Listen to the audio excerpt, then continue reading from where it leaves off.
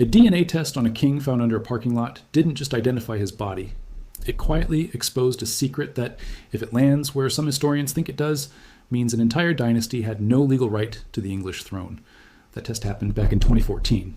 As of today, in 2026, nobody has ever solved exactly where in the family tree that secret actually sits, and the mystery is every bit as open right now as it was the day it was first discovered.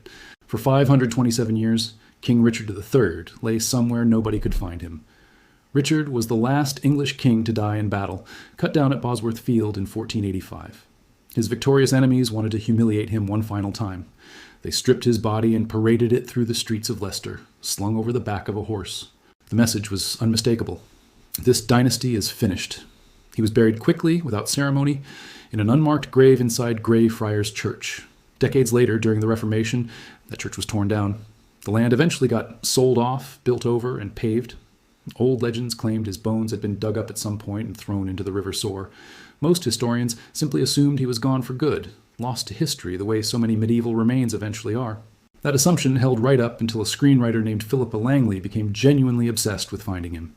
She spent years poring over medieval maps, painstakingly overlaying the old layout of Leicester onto the modern city, and her research kept pointing toward one deeply unglamorous spot, a mundane city council parking lot.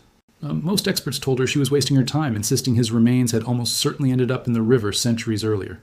Langley wasn't a professional archaeologist or historian by training, which made getting anyone to take her theory seriously an uphill battle in its own right.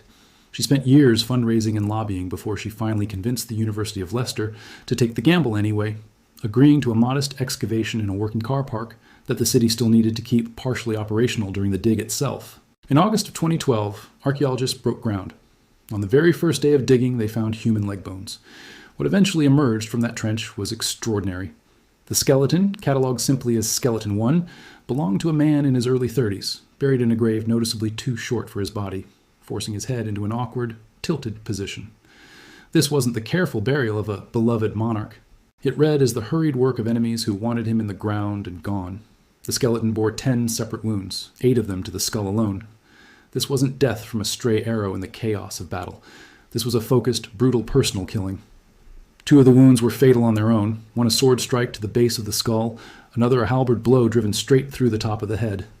Everything about the injury pattern suggested a man who had been unhorsed, surrounded, and finished off in a frenzy, rather than killed cleanly in combat.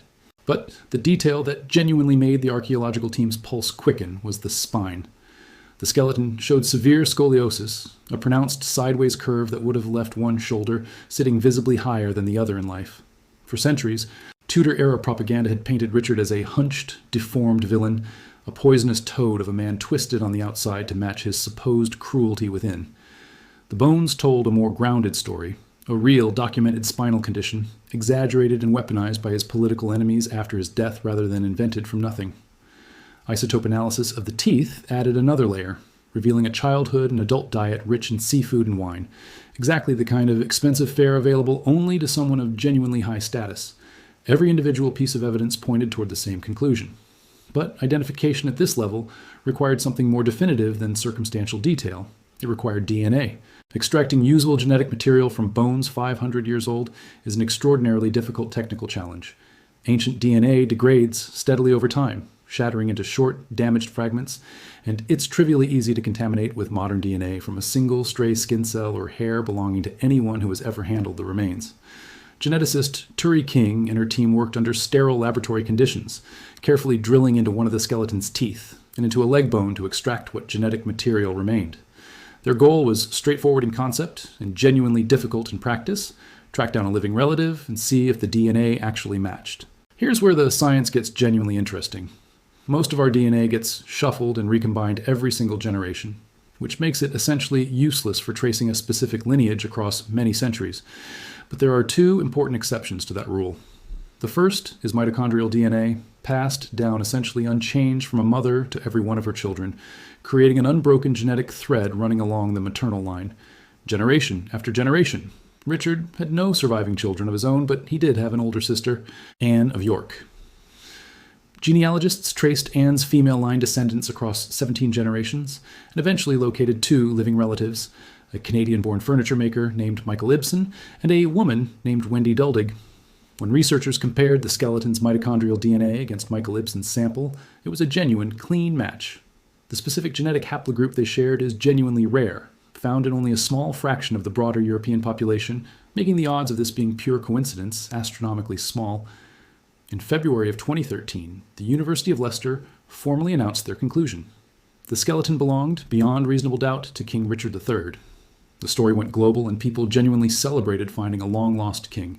But the scientific team still had one more test lined up, and the second test is really where the actual scandal begins. The Y chromosome passes down almost exclusively from father to son, creating its own separate, unbroken paternal signature running alongside the maternal one. Researchers tracked down living male line descendants of Edward III, Richard's great-great-grandfather, reasoning that if the Y chromosomes matched cleanly, it would serve as one final powerful confirmation layered on top of the maternal DNA evidence.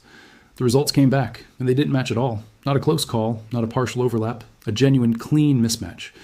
Somewhere across the roughly 19 generations separating Richard III from his living modern relatives on the paternal side, someone's biological father was not who the official historical record claimed he was. This wasn't idle palace gossip dressed up as science. It carried real historical weight because the entire Plantagenet claim to the English throne rested explicitly on an unbroken father-to-son bloodline, one contemporaries genuinely believed was ordained directly by God. A break somewhere in that chain wasn't just an awkward footnote about one medieval affair. It potentially undermined the legal and religious basis of the whole dynasty's claim to rule. So naturally, the next question became where exactly that break actually happened. The 2014 research paper, published in the peer-reviewed journal Nature Communications, was honest about the genuine limits of what the available evidence could prove. The scientific team, including genealogist Kevin Schurer, could only say with confidence that a break existed somewhere along that 19-generation stretch. Pinning down the exact generation where it occurred was simply beyond what their available data and technology could resolve. That uncertainty wasn't spin or a deliberate cover-up. It was a genuine, stated scientific limitation. And it remains just as true today in 2026 as it was back in 2014. Nobody has published a follow-up study that actually narrows down the specific point where that paternal line broke. But historians and genealogists working on this case were still willing to talk through where the most historically consequential break point might plausibly sit. And that conversation is genuinely fascinating in its own right, entirely without needing any dramatic imagined resolution attached to it. Kevin Schurer, specifically, singled out one particular link in the chain as carrying far more historical weight than any other, the connection between Edward III and his son John of Gaunt, Duke of Lancaster. As Schurer put it directly at the time, if that specific link turned out to be the broken one, it would mean John of Gaunt's own son, Henry IV, had no legitimate blood claim to the throne, and neither did Henry V or Henry VI after him. That single possibility doesn't just complicate Richard's own branch of the family tree, it would undercut the Lancastrian claim to kingship too, meaning the DNA mystery potentially reaches across both warring sides of the Wars of the Roses at once, rather than sitting neatly on just the Yorkist side that produced Richard III himself. It's worth understanding why John of Gaunt specifically drew that kind of attention, because this isn't researchers picking a name out of thin air. Rumors about Gaunt's legitimacy actually circulated during his own lifetime in the 14th century, long before anyone had the faintest concept of DNA testing. He was reportedly furious about gossip suggesting he was actually the son of a Flemish butcher rather than Edward III. Gossip apparently fueled partly by the fact that Edward III was away at the time of Gaunt's birth in Ghent. Those particular rumors were always treated by historians as fairly typical medieval court mudslinging, the kind of story political rivals love to spread about any prominent noble family. The 2014 DNA finding didn't prove those specific centuries-old rumors true. What it did was hand modern historians a genuine, documented reason to take that old gossip seriously again, since a real, confirmed non-paternity event clearly happened somewhere in this family line. And Gaunt's birth sits at one of the most historically significant possible points where it could have occurred. If the break really did happen there, the implications ripple out in every direction. It would mean the entire brutal decades-long Wars of the Roses, a conflict that tore England apart, wiped out entire noble families, and produced the single bloodiest day in English battlefield history at Towton, was fought at least partly over a claim to royal blood that didn't actually exist in the way anyone on either side believed. Richard III, his brother Edward IV, Edward's children including the princes in the Tower, and the entire Lancastrian line running through Henry IV, Henry V, and Henry VI would all trace back through a claim resting on a secret nobody involved could have possibly known about. It's worth remembering just how central the idea of unbroken royal blood was to medieval political legitimacy in the first place. because that's exactly why a finding like this carries so much weight even 5.5 centuries later. Medieval kingship wasn't simply a matter of holding power. It rested on a claimed, direct, unbroken line back to earlier legitimate monarchs, reinforced by religious coronation ceremonies that framed the king's authority as divinely sanctioned through that same bloodline. Both the Yorkist and Lancastrian factions built their entire competing claims to the throne around detailed genealogical arguments tracing back to Edward III, arguing over which branch of his descendants held the more legitimate line. Neither side ever seriously entertained the possibility that the underlying premise itself, an actual unbroken biological chain of fathers and sons, might already have quietly failed generations earlier, without anyone alive, at the time, having any way to know it. It's just as important to be clear about what remains genuinely unproven here, because the honest version of this story is more interesting than an invented, tidy resolution would be anyway. The break could just as easily have happened somewhere much later, in the roughly 5 centuries of Somerset family descendants connecting the historical Plantagenets to the living relatives whose DNA was actually tested in 2014. If that's where it happened, the whole thing shrinks down to a comparatively minor, private scandal involving one much later noble family, with essentially no bearing on the legitimacy of Richard III, Edward IV, or the Wars of the Roses at all. Geneticists have also pointed out that the Y chromosome mutates at a somewhat higher natural rate than mitochondrial DNA, meaning a mismatch after 19 generations isn't automatically shocking on its own terms, even without any hidden affair involved at all. Both explanations remain genuinely on the table today, and no DNA test currently exists that can tell researchers which one of those 19 generational links is the specific one that broke. That unresolved tension is exactly what makes this such a genuinely compelling historical mystery, and it's worth sitting with directly rather than rushing toward a false sense of closure. Was Cecily Neville, Richard's grandmother and the mother of Richard, Duke of York, potentially involved in some kind of deception around her son's birth, whether an affair or something else entirely? Did later generations of the Beaufort or Somerset family carry a secret that had nothing whatsoever to do with the Plantagenets' original claim to the throne? Historians have debated both possibilities seriously in academic writing, without any DNA evidence currently available to settle the question either way. Statistically, given how many individual father-to-son links sit inside a 19-generation chain spanning roughly 5.5 centuries, a break happening somewhere entirely mundane and historically insignificant is at least as plausible as one landing on the single most explosive possible generation. What we can say with real confidence, because it's directly documented in the peer-reviewed 2014 paper itself, is that the identification of Richard III's remains stands on remarkably solid ground, independent of this entire paternity question. The mitochondrial DNA match through the maternal line was clean and statistically overwhelming. The skeleton's age, sex, spinal condition, and combat injuries all lined up precisely with the historical record of how Richard died. Radiocarbon dating placed his death within the correct window.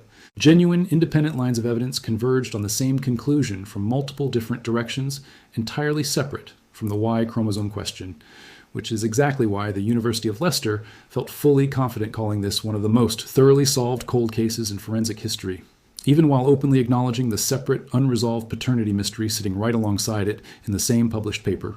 Richard III was formally reburied at Leicester Cathedral in March of 2015, 530 years after his death, in a ceremony that drew genuine international attention.